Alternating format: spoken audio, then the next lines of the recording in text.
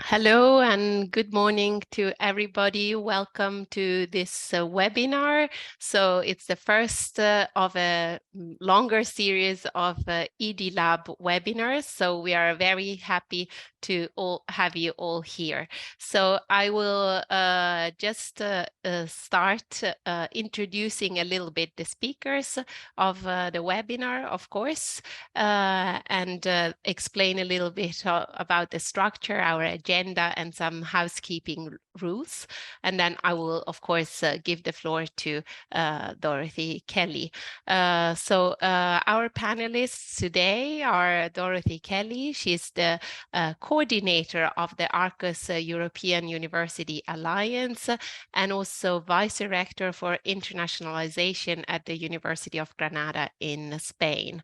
She's also very experienced in joint programs and has been following for a long time the development of joint programs at different levels. So, of course, national, but also European level. Our second speaker today will be Professor Mara Tiene. She's Director's Delegate for Joint Degrees and International Rankings at the University of Padua in Italy. She is also let's say, supporting and guiding the university at the moment in the development of joint programs at local level, but also acting together with our national authorities and stakeholders for easing also the process in the development and implementation of these programs. I'm also here today. I'm the head of the Projects and Mobility Office at the University of Padua, always in Italy, and I'm directly involved in the EDLab project together with a team of colleagues, Samira and Julia, that are also here today. And also part of Arcus, of course, and the steering committee in Arcus. We aim at having a 45-50-minute webinar, so it won't take too much of your time. I will ask you to use the chat box only for, let's say, to present yourselves, of course, and maybe to discuss some topics amongst yourself. But you should use the question and answer box that you have in Zoom webinars to direct the questions to our panelists. We will take the questions at the end, but you're of course free to start using the question and answer box also before, but we will then answer live to your questions at the end of the presentation. Just to show you a little bit the agenda for today. We will start with a brief presentation of the overall policy objectives behind this initiative and the whole idea of European degrees and European degree label. Then there will be a focus on the call, pilot a joint European degree label, to which we answered and we submitted, in the framework of which we submitted the EDLab project proposal. Then there will be a short presentation of the EDLab project and main activities, and a focus on how you can contribute to EDLab activities or a dissemination or other initiatives that we are going to promote at local, national, and European level. So I wish you a good webinar. Hopefully it will be useful and interesting. And now over to Dorothy. Thank you. Thank you very much, Alessandra and colleagues. It is a very great pleasure to share this webinar with colleagues from the University of Padua, and I would like to thank them for the organization of the event. Similarly, it is a very great pleasure for the University of Granada and also for the Arcus Alliance to share this project with 3 other alliances. We think that the European University Alliances working together are much stronger than each of us working alone. So it is a very great pleasure, as you will hear later on, to share this initiative with SEED, with Utopia, and with Enlight. We will situate this project in the context of the European Strategy for Universities. Although, of course, the European Strategy for Universities is just the most recent materialization of the evolution of the European higher education area and the European education area. Many of us have been working, as Alessandra mentioned, in the development of joint programs and have been struggling with the obstacles to the development of joint programs for much, much longer. But our current context is the European Strategy for Universities, approved in April 2022, where the European Commission and the European Union express a desire to strengthen the European dimension in higher education and research, to consolidate universities as lighthouses of our European way of life, to empower universities as key actors of change in the twin green and digital transitions, and to reinforce universities as drivers of Europe's global role and leadership. And you will see that all of these issues feed into the EDLab project in different ways. The European Strategy for Universities arises almost at the demand of the higher education sector. I think we can move on, Mara. The European higher education sector has long been asking for measures to be taken to effectively eliminate the obstacles that we face constantly in our work in transnational cooperation. I think you can see here 92% of universities said that there is a need to eliminate legal and administrative obstacles as a key issue. And these legal and administrative obstacles are for the setting up of joint programs. And since we've been working together in alliances, many of whom are directly trying to set up a wide range of joint programs, the whole issue has become more acute, it has become more obvious. When we do a bilateral joint program, we see the issue from the perspective of two national contexts. When we work in an alliance with 9 members or 10 members, all 10 national or regional contexts come into play. And here we have seen clearly a multiplication of the obstacle. And when it comes down to it, an obstacle for one member of an alliance or one member of a joint program is an obstacle for all. And this is the result over the years of very uneven implementation of the Bologna tools. The very, very many interministerial agreements during the Bologna process have not been implemented in the same way across the 48 current members of the process. And this has led also to universities having considerable difficulties in bringing together their strengths and sharing resources, teaching resources, research resources, digital resources, and so on. So the strategy calls for us to build bridges, as universities, for us to build bridges as national authorities, as regional authorities, and at European level. So at all the different levels, identifying 4 major areas. The facilitation of transnational education activities and the first step towards more institutionalized cooperation instruments. And here, the European Commission is particularly interested in the legal status of cooperative alliances. And the second major issue here is the idea of a European label, joint programs, as a first step towards a truly European degree. As you are all aware, the European Union has no actual competence to issue degrees. Degree awarding is a national competence, and hence it is extremely important for us to ensure that we should be eliminating the obstacles to these joint degrees as part of our evolution towards potentially, if possible, the issuing of truly European degrees. To this end, if we move on to the next slide, the European Commission has launched a call to support 2 specific flagship initiatives.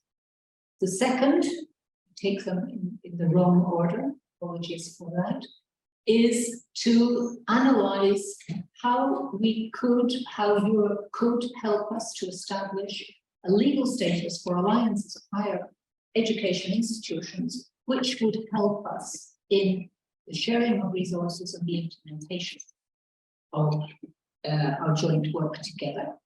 And the second flagship initiative is the one which brings us together today, and that is the pilot call on the joint European degree label. The idea being that the label for joint programs would be a first step towards, as I said, the full institution of European degree. This, and I think this is very, very important from the Commission's point of view, is with full respect for the competence of the member states. The label does not in any way go against the national competence in the awarding of degrees. Nor would the European degree replace national degrees or joint degrees. And the criteria for moving forward are being co-developed with member states and with higher education institutions, in full respect also, and again, this is very important, of institutional autonomy and academic freedom for universities.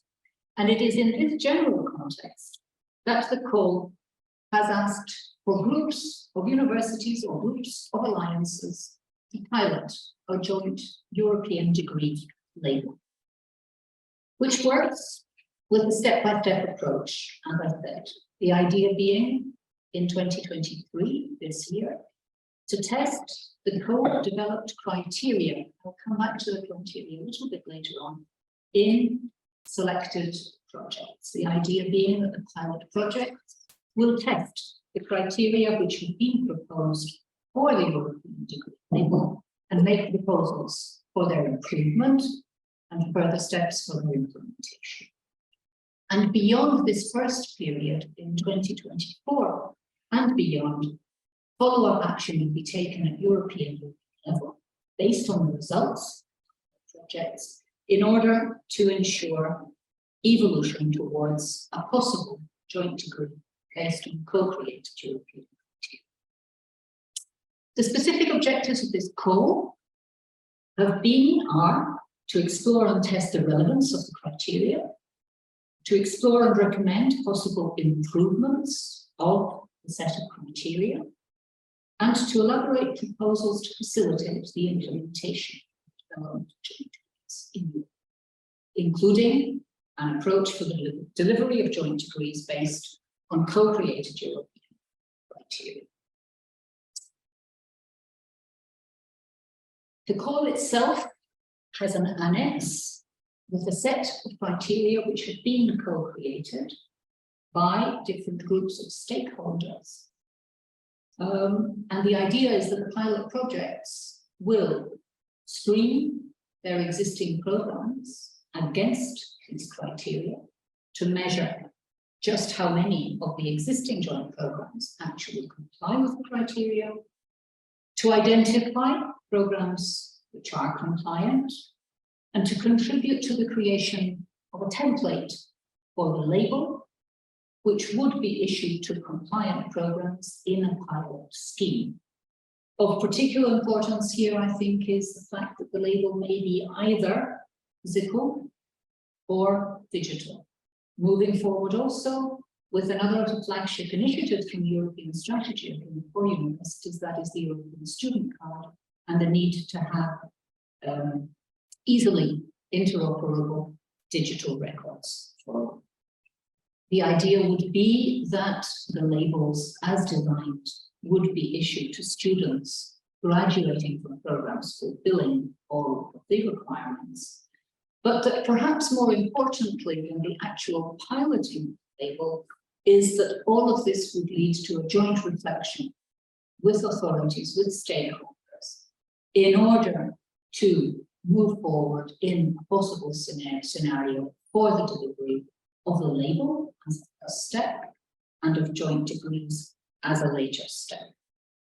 The criteria which have been co-created and which we are testing in EDLab, as you will hear a little bit later on, cover a wide range of issues, which, as you will see, link in very well to the call for action in the European higher education area with regard to the role of universities and the importance of universities in promoting European values, European citizenship, and the role of Europe at a global level. The first is simply how many higher education institutions are involved, who they are. Is there a single joint degree delivered on successful completion program? Are the learning outcomes transparent? You will see that many of these respond to borrowing tools and borrowing concepts. The quality assurance arrangements for the approval, for the accreditation of the program, and the renewal of the accreditation program. Whether or not the program has joint policies for selection of students for the delivery, so on.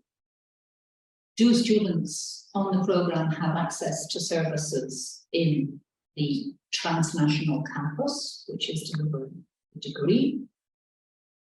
What are the mobility arrangements for the joint program? They're flexible, fully embedded. To what extent the program addresses the need for multilingualism? To what extent does it include innovative learning approaches? Are the graduate outcomes taken into account and monitored? And does the program link into the key policies for inclusion and sustainability? As you can see, a very wide range of criteria for the joint programs. All of these are expressed in more detail, and it is of course that detailed formulation which we will also be analysing during this pilot phase. Following the call, publication of the call, as I said, we came together as a group of alliances, 4 alliances, and we are delighted to be one of the 6 projects selected by the European Commission.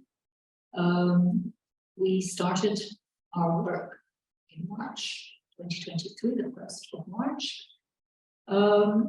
And we as universities, of course, are extremely keen for this pilot project to be successful because we see it as a tool, as an instrument to help us to eliminate the very, very many obstacles which we have been suffering for some time. But the very good news is that it's not only the universities who are interested, but rather there is very high interest from the European Commission, from the European Parliament, and also from the member states, from the national authorities and the quality assurance agencies across Europe in how we can all work together to move forward in the creation of a truly European higher education area. And with that, I hope that has been sufficient to establish the context in which we are working, and I'm very happy to pass over now to Professor Maratiene at the University Padua, who will discuss the project itself. Thank you very much, Dorothy. Good morning, everybody. Welcome, and thank you very much for being here with us to share the content and the description of this EDLab project. As Dorothy mentioned, here the main objective is really to go towards the implementation of European international joint programs, and with a specific focus on the development of a European degree label. There are within our project 4 main countries, but they're not limited to this. That's France, Italy, Portugal, and Spain, as you will see. And this is because those countries are those with some major issues, and the willingness is to really develop some joint framework in order to solve all the obstacles that prevent us to develop an international joint degree program. So our project will last 12 months, so we don't have much time. We just started. The budget is not a huge budget. There are 4 alliances. So in addition to Arcus, we have Enlight, Utopia, and CU. It's quite important because we have a representation of 13 full partners from 5 countries. But in addition to full partners, there's a number of associate partners, and we'll turn to this because they are very important in terms of this of conducting together this joint reflection that has been mentioned by Dorothy, that is discussing together and building together so to come to the final delivery of the project. So here's the list of the full partners. So Granada is, of course, the coordinator with Professor Dorothy Kelly. But then we have Padua, as we are from, and then University of Minho, Portugal, University Lyon. And then we have also the CEU Alliance with Cadiz, with the Universidad do Algarve in Portugal, and then the Partenope. So we're back to Italy with the Partenope, and then in, of course, France. And then we have Utopia with Pompeu Fabra, Nova de Lisboa, and back in Italy, University of Ca' Foscari, Venice. And then we have Ghent University with the only one represented the Enlight Alliance. Let me stress a little bit the importance of the associate partners. Together with the national authorities, which are very much important because they are those with whom we would like to discuss criteria and the general framework, we also have quality assurance agencies. But also we have student associations, the alumni, very much important, and then European networks, and then some other universities. So let me spend a little bit of time focusing on these partners that are counted as associated. So national authorities that are important for us that we are scheduled to meet from here within the next couple of months are, of course, ministries that are responsible for higher education. And as you can see here, from the most important partners of Belgium, Portugal, Spain, and Italy. And then the other very relevant counterparts are the quality assurance agencies. So in Italy, for example, we have the ANVUR, but then of course there are all the other that are represented. And it will be important to really have a moment and possibly more than a moment to discuss about the structure of these criteria and how they impact on the realizations of this joint label, joint European framework. Then we have the student associations. We also have, of course, the other European networks, so the Coimbra Group, the Guild, and the Academic Cooperation Association. And then we have university from the other participating alliances that are listed here.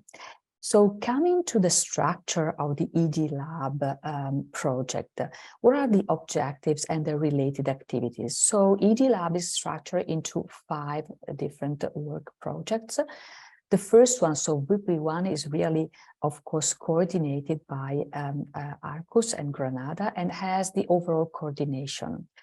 WP2 is maybe the one with the most important, most structure in terms of activities, because the idea here is to really map and screen all existing joint programs. Why? Because we need to analyze, we need to explore the suitability of the criteria. So the number of more than 15 criteria that have been described by Dorothy in a couple of slides earlier on have to be really explored in order to see how they match from an operational viewpoint the existing joint programs. That thereby imply that there's a real need to analyze the barriers of all different types that really prevent the development of a joint European label. I mentioned at the beginning that there are some countries like France, Italy, Portugal, and Spain, but that really suffer from major barriers, but it's not limited to them. Then there is the WP3 that the focus is here to investigate the global attractiveness of the European higher education system, to really give emphasis to this. WP4 is instead focused on the testing of the European degree label. And this is from a practical viewpoint. So Dorothy was mentioning before the format of this. How is this going to be delivered? Is it's going to be adjuncted to the current certification or takes maybe another form. And then the last WUPI, last but not least, this is supported by the University of Padova, and this webinar is one of the first events that we're going to organize. The idea is really to spread and to raise the awareness of the EDLab, and not only. So here's the key deliverables, of course. So WUPI 2, because the focus is on the map and the screening of existing joint programs, thereby implying at the moment, as we have decided not to consider only the real joint degrees, but also to really map all the double degrees and multiple degrees. Although currently the European Union seems to be interested only in the joint ones, we really take this as an opportunity to come up with an exhaustive map, and then we'll see how this will fit the overall project. So in addition to the report, the idea is to come up with a discussion paper on the ED label criteria. Then WUPI 2, of course, is going to focus on the attractiveness, and once again, a discussion paper with recommendations about global attractiveness is on the place. WUPI 4 will really focus on the operational part. So in addition to the repository of the existing joint degree models, the idea is to focus on the potential of adding a digital label to the existing paper-based models. So to come up, or at least to consider a hybrid model, weighted again all other options that can be on the table.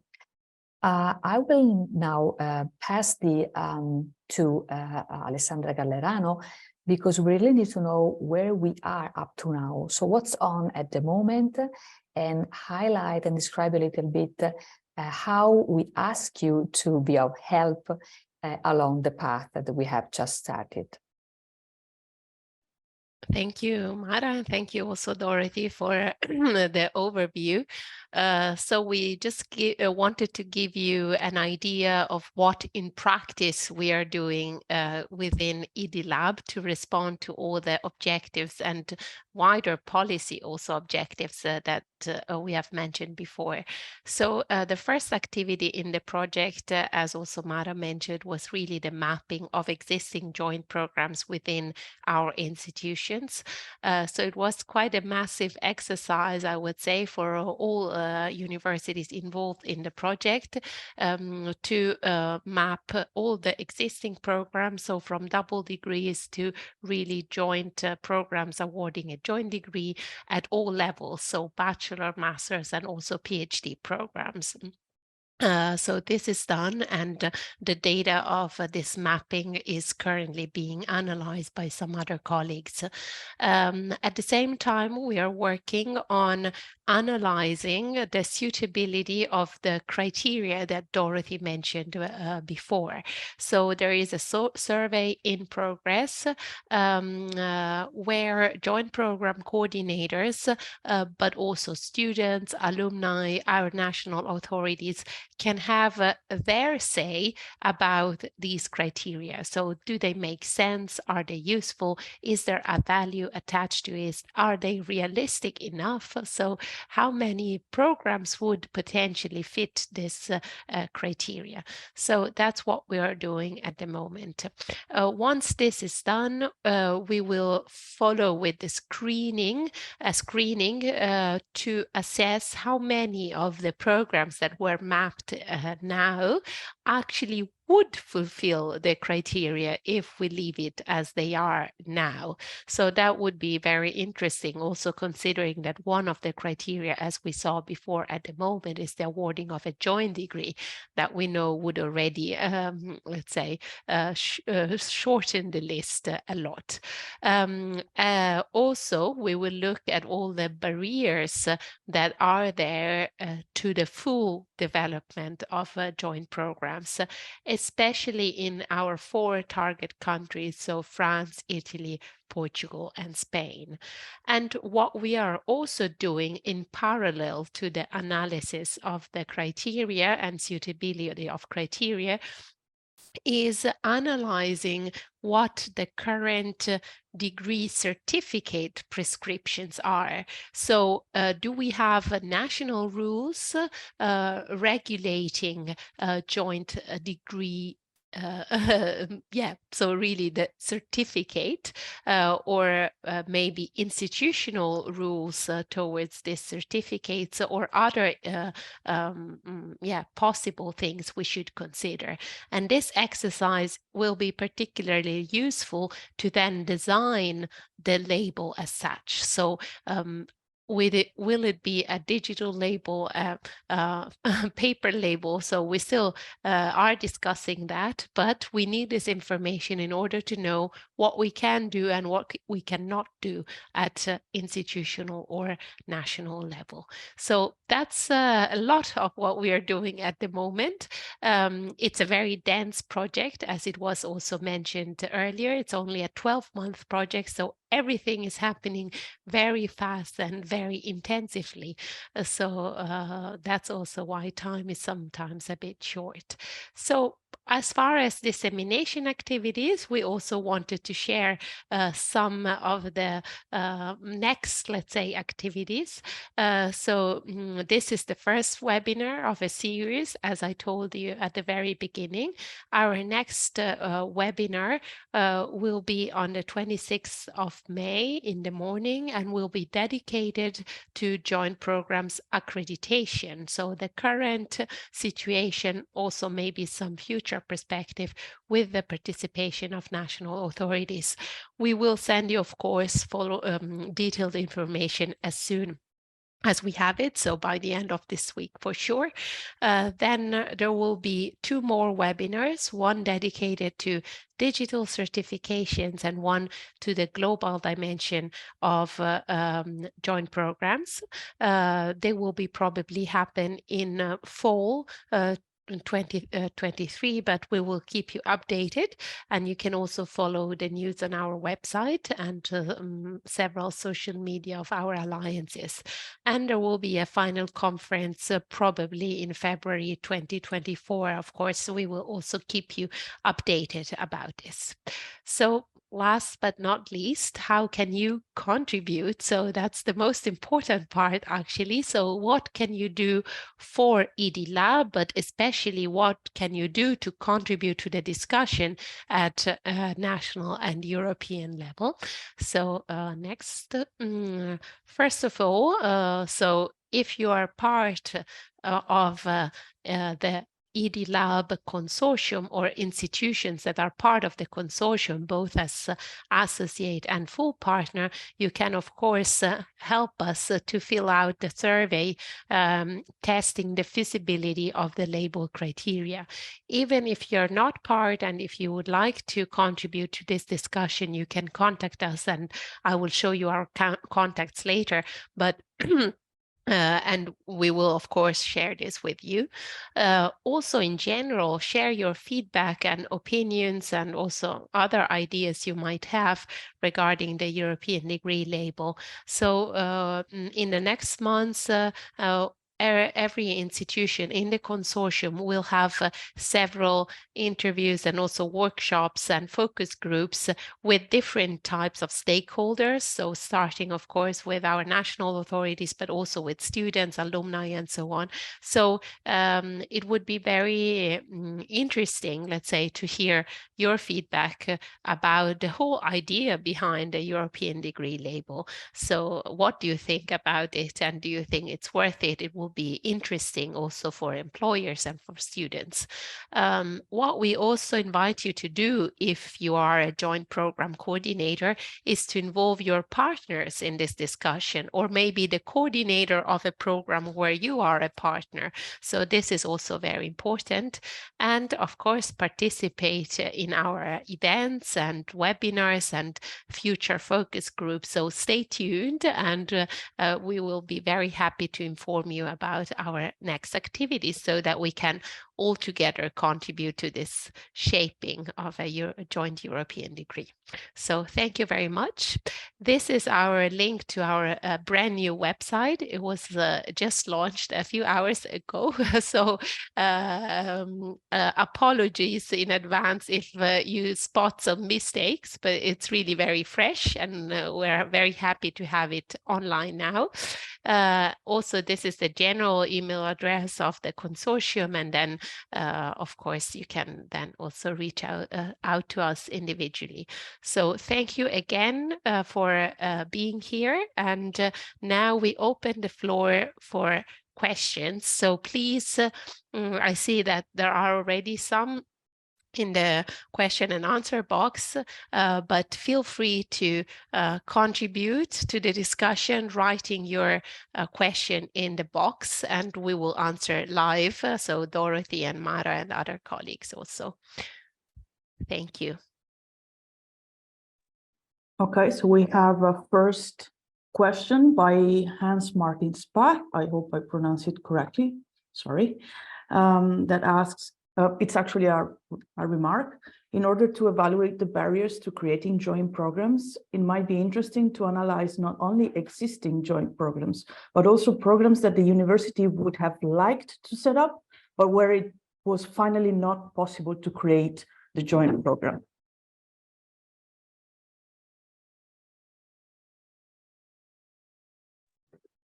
Shall I respond? Thank you very much, Hans Martin, for that comment. It is, of course, a very important comment, because the fact that there are so many obstacles does mean that, on the one hand, many joint degrees have been set up as joint programs leading to double and multiple degrees, as opposed to single joint degrees. But it also means that quite a lot of initiatives have not actually been successful and have not finally been set up as joint programs, been formalized as joint programs. And I think it is, as Alessandra said, within each of our universities, we will be holding a series of focus groups and events to collect experiences across the board.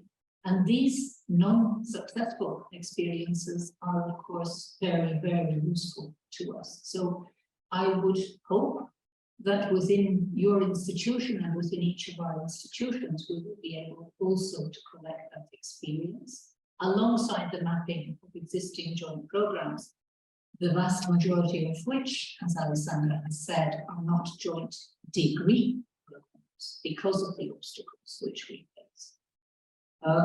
So I can only encourage you to share your experience with the contact at your university, or to contact us directly and simply send us your reflections, which would be extremely, extremely useful. Thank you very much for coming.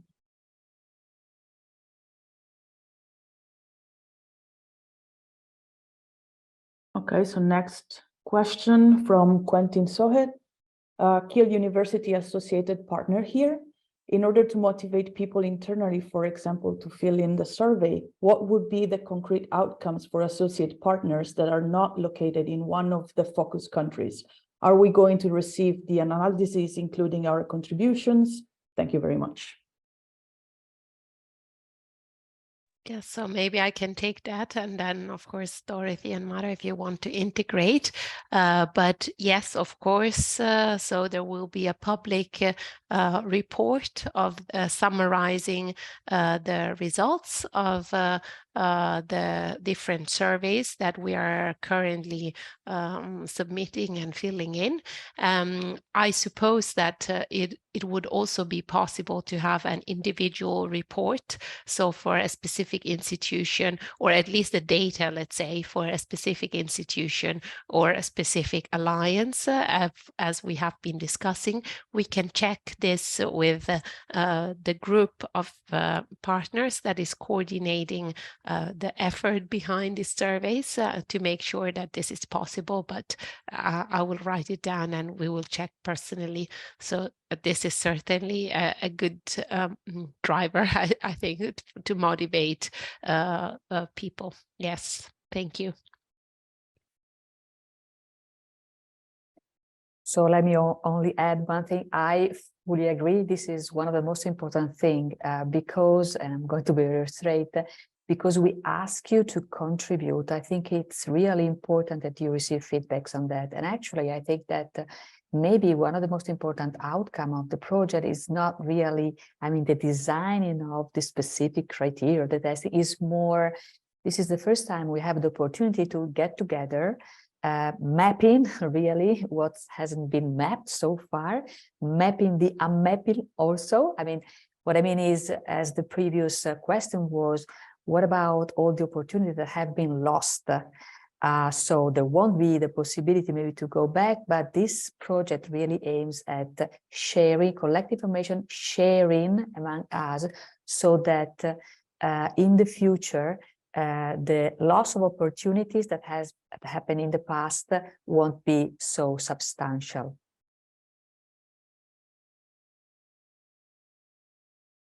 Okay, one more question from Sophie Gouillet.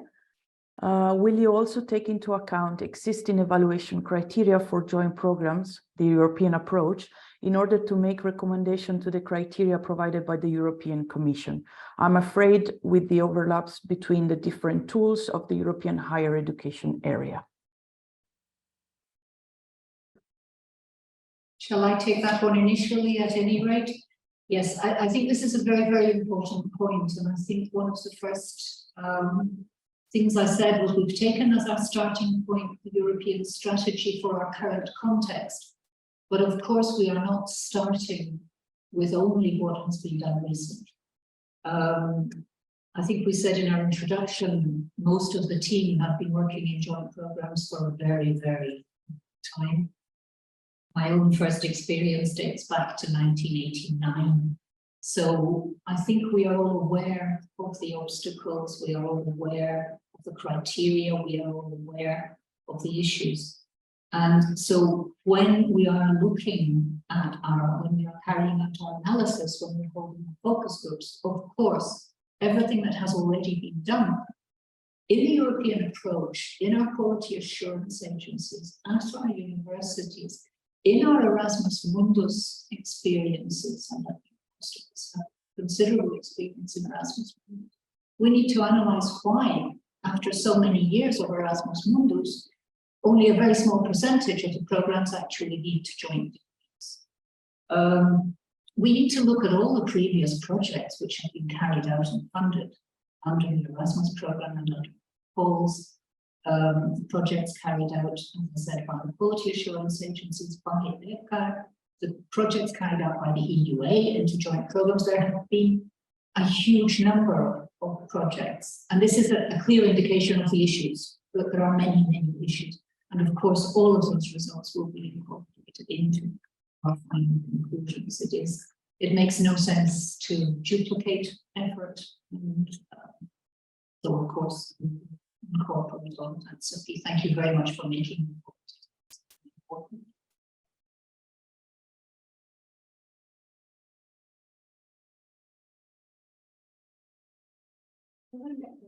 I think there is one more question from Brown Hughes Partenope from Napoli. So can we upload this presentation in our website to stir and try to stir up some extra interest, enthusiasm, of course, and also the recording of the webinar will be uploaded on our YouTube channel, and of course you are free to disseminate it widely among your partners and other universities that might be interested, or other stakeholders. So of course, and we will also send the presentation and the recording via email to all the people who registered for the webinar today. So I don't know if there are other questions. Feel free to write in the chat, I mean in the question and answer box. No? I think that's it. Okay, so thank you very much again. Oh, there is, I think, one. Oh, no, just thank you very much. Okay, good. So thank you again. We are also very happy to see we had about 115 people connecting to the webinar, which is a great result for being the first webinar. So very happy about that. Hopefully we will see you all again at our next webinar dedicated to Joint Program accreditation. We will send you detailed information about the webinar and link for registration in the coming days. And feel free to spread it, of course, through your networks and with your colleagues. Yeah, of course, you can just also email us and provide additional ideas and input for us to consider in the coming weeks and months of the project. So Dorothy, maybe over to you for a final word. Just a final word to thank you all very much for joining the webinar. Thank you all very much for your interest, and encourage you, as Alessandra has just said, also please to contribute, please to participate, please to contact the project leaders at your universities, or to contact us directly at the email which you have in the presentation. Everyone's opinion and everyone's experience is important if we want to move forward. So thank you all very, very much indeed. We look very much forward to receiving your contributions. Mara, thank you very much. Yes, so it's the very last word, so I have nothing to add because everything has been said, but thank you very much once again. Yes, we did not expect such a large number of participation, so maybe it's already an indication that there is interest and needs to access this type of information. So happy to have you here and looking forward to the next webinar. Thank you very much. Thank you and goodbye. Have a nice afternoon. Bye-bye. Bye-bye. Thank you.